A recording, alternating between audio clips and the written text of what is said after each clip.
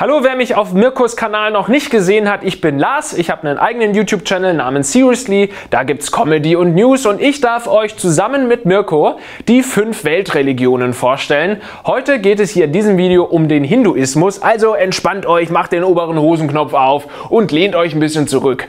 Der Hinduismus ist eigentlich keine einheitliche Religion. Es gibt jetzt nicht den Erlöser, den Propheten oder den einen Gott, wie man das aus dem Judentum, Christentum und Islam kennt. Hinduismus ist sozusagen ein Sammelbegriff für viele unterschiedliche religiöse Strömungen.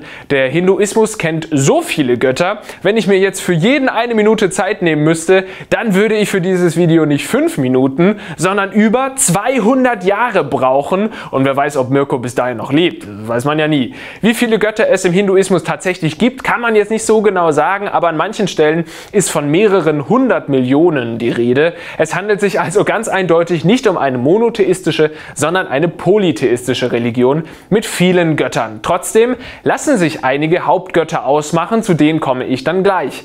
Der Hinduismus ist die drittgrößte der Weltreligionen. Etwa 1 Milliarde Menschen bezeichnen sich als Hindus. Zum Vergleich, es gibt etwa 2,2 Milliarden Christen. Die meisten Hindus leben in Indien. Dort sind mehr als 80% Anhänger des Hinduismus. Es ist die wohl älteste Weltreligion. Sie ist zwischen 1200 und 2000 vor Christus entstanden.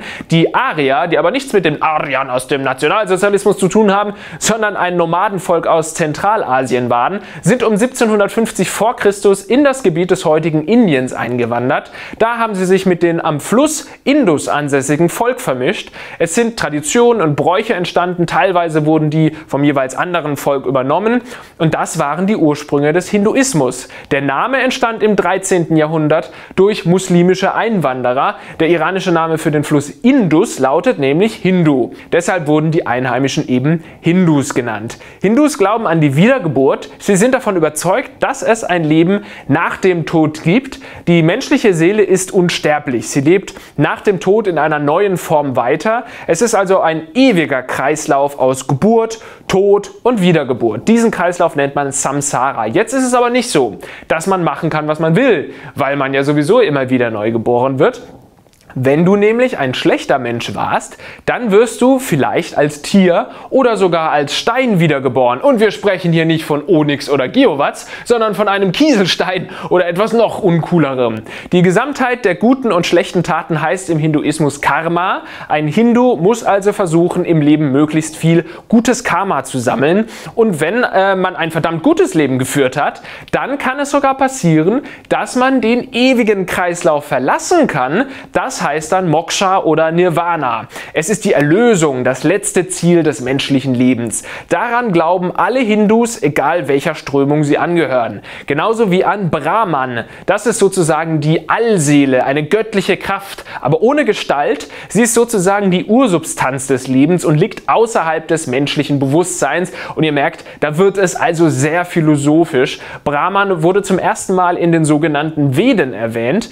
Die Veden sind eine Sammlung von Texten, Hymnen und Zitaten, quasi die heilige Literatur der Hindus mit verschiedenen Sprüchen und auch Ratschlägen, allerdings knapp 6-mal so umfangreich wie die Bibel.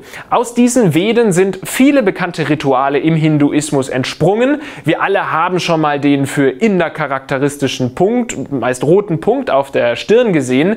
Den Punkt nennt man Bindi und man trägt ihn auf das Ajna Chakra, auf das geistige oder dritte Auge. Es symbolisiert Erleuchtung und soll die Konzentration stärken und Energien bündeln. Es gibt eine weitere Tradition, an die sich jeder Hindu halten sollte. Sie müssen einmal im Leben zum heiligen Fluss Ganges pilgern. Man glaubt, dass man sich darin von seiner Schuld reinwaschen kann. Alle Hindus sind sich außerdem einig, die Kuh ist ein heiliges Tier. Sie wird als Mutter bezeichnet, weil sie schon immer die Ernährerin der Menschheit war. Sie gibt Milch, daraus können Käse und Joghurt hergestellt werden.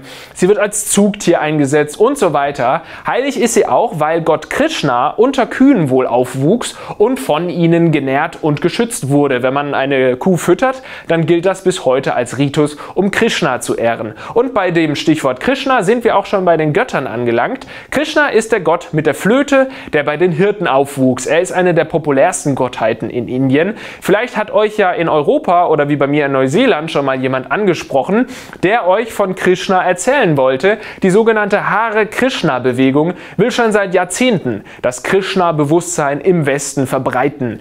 Am Feiertag Janmashtami feiern die Hindus meist im August die Geburt von Krishna.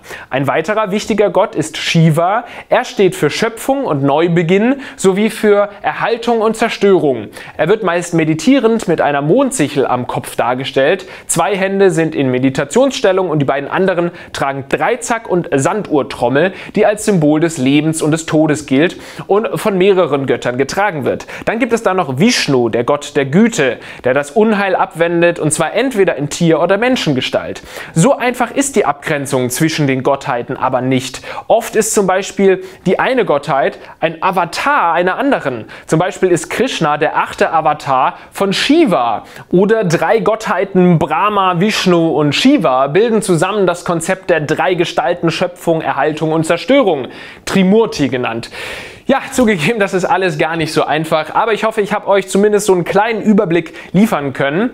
Vielleicht habt ihr ja gemerkt, dass es beim Hinduismus durchaus einige Überschneidungen mit dem Buddhismus gibt. Falls ihr das Video von Mirko über den Buddhismus noch nicht gesehen habt, dann holt das mal schleunigst nach, und das gleiche gilt natürlich auch für unsere anderen Videos.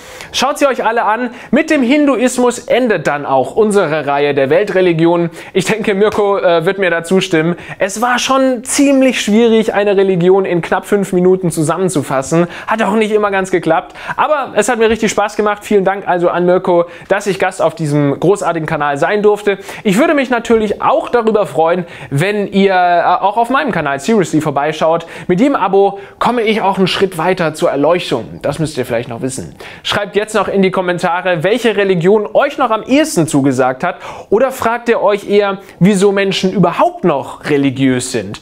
Dann empfehle ich euch das Video von der Klugscheißerin. Die hat mit einem Religionswissenschaftler über das Thema gesprochen. Okay, dann war's das wohl jetzt. Bis bald mal wieder. Ihr könnt jetzt den Hosenknopf wieder zumachen. Ciao.